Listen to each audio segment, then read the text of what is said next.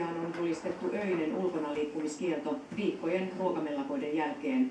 Mielenosoituksissa on viranomaisten mukaan saanut surmansa 23 ihmistä.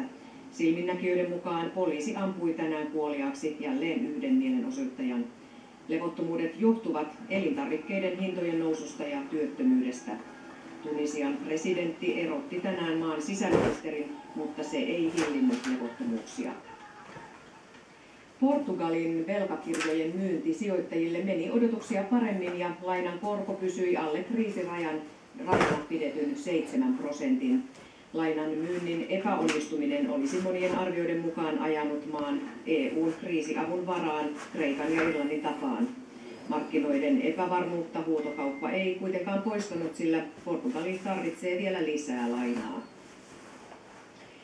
Etujärjestöt ajavat asioitaan jo kiihkeästi kevään eduskuntavaalien alla. Lobbareiden vaalityötä lisäävät poikkeuksellisen vaikea taloustilanne ja perussuomalaisten kannatuksen huima nousu. 3 kuukautta vaaleihin ja yhden valtakunnan ykköslobbarin kalenteri on täynnä. Ollut jo jonkin aikaa. Auki ja keskustelua käydään paljon, että se on hyvä asia. Vaalikamppailusta on tänä talvena lupa odottaa poikkeuksellisen värikästä. Perussuomalaisten kannatus on pompannut jo sellaisiin lukemiin, että puolue keikuttaa kunnolla vanhoja poliittisia valta-asemia.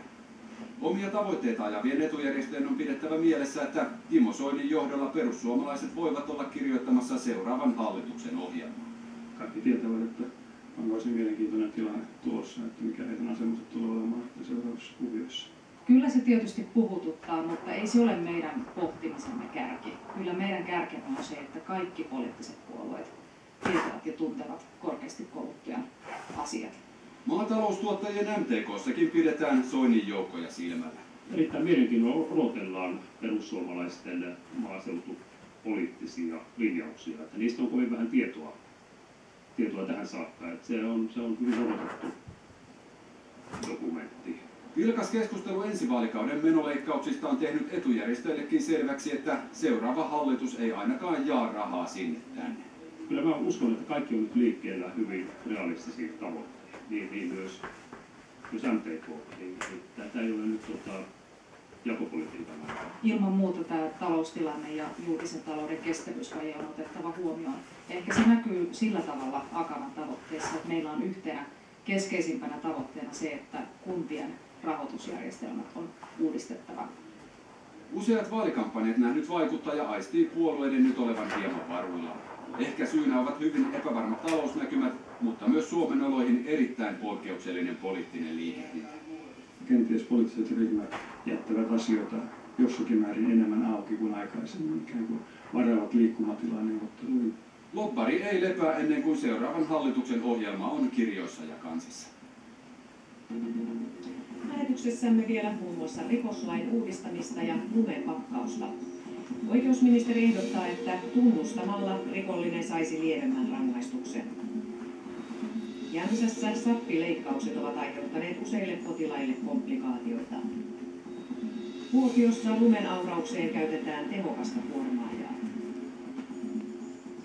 Oikeusministeri Tuija Brax haluaa Suomeen lain, joka mahdollistaisi poikkeuksellisen yhteistyön rikollisten ja viranomaisten välillä.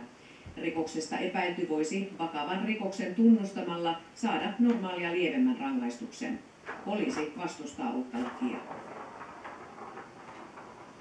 Keskusrikospoliisin kuulusteluhuoneessa Vantaalla suunniteltiin illansuussa tulevaa kuulustelua. Tulevaisuudessa näissä huoneissa halutaan tehdä Suomen oloissa poikkeuksellista yhteistyötä rikoksesta epäiltyjen kanssa ja saada heidät tunnustamaan rötöksiään.